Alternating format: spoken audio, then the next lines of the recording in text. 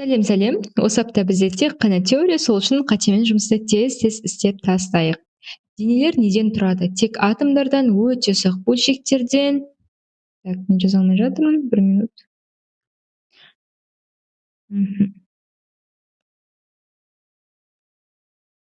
Өте ұсақ бөлшектерден, атомдар мен молекулалардан, тек электрондардан, тек протондардан. Әрине жауап бізде Б болады. Өте ұсақ бөлшектерден, атомдар және молекулалардан тұрады екен. Заттың неше агрегаттық күйі бар? Әрине 3. Ол бізде қатты, өздерің білетіндей, сұйық және газ.